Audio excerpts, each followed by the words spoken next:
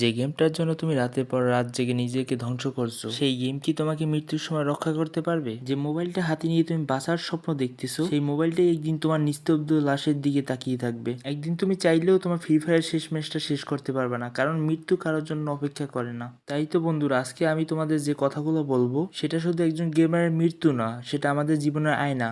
যে কথাগুলো শুনলে আমাদের চোখে পানি চলে আসবে, আমাদের হৃদয় কেঁপে উঠবে, আমাদের অন্তরে রক্তক্ষরণ হবে। আজকে আমি বলবো সেই ছেলের কথা যে আমাদের মতো স্বপ্ন দেখতো, হাসতো, খেলতো এই গেমটি। হ্যাঁ, আমি বলতেছি জেবি চিতার কথা, যার আসল নাম তহিদুল ইসলাম সিয়াম। সে জব ব্রেকার্স নামে একটি স্পোর্টস গিল্ডের অন্যতম সদস্য ছিলেন। সে রাতের পর রাত জেগে স্ক্রিনের দিকে তাকিয়ে থেকে প্র্যাকটিস করতেন এই ফ্রি ফায়ার গেমটি। বন্ধুদের নিয়ে টিম বানিয়ে টুর্নামেন্ট খেলতো, মনে মনে স্বপ্ন লালন করতো যে একদিন সে দেশের সেরা গেমার হবে, স্পোর্টস মঞ্চে দাঁড়িয়ে হাজারো মানুষের হাততালি করাবে। এই স্বপ্ন নিয়ে বাঁচত সে।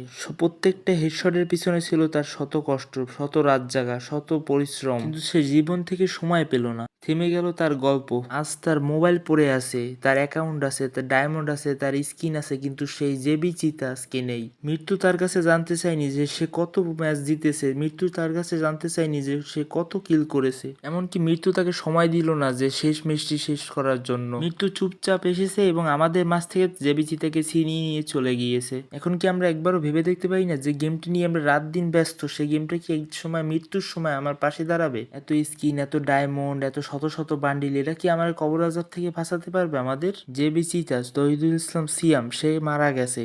তার মা বসে আছে কোনো এক কোণে, ছেলে তার বাড়ি ফিরবে সেই আশা নিয়ে তাকিয়ে আছেন দরজার দিকে।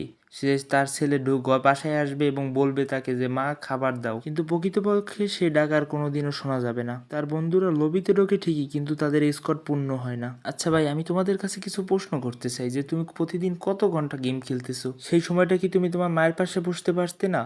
এত এত সময় তুমি যে নষ্ট করতেছো গেমের পিছনে, সেই সময়টা তুমি কেরিয়ারের পিছনে নষ্ট করতে পারতে না? এত ঘন্টার পর ঘন্টা ফ্রি ফায়ার সময় নষ্ট না করে কিছুটা সময় আল্লাহর পথে ব্যয় করতে পারতে না? শোনো ভাই, মৃত্যু একদিন আসবেই, কিন্তু সেদিন ফ্রি ফায়ার, ডায়মন্ড, এত গান স্কিন, শত শত বান্ডিল কোনো কাজে আসবে না। সেদিন তোমার দিনের কাজ এইগুলোই কাজে আসবে এবং তোমার ইবাদত।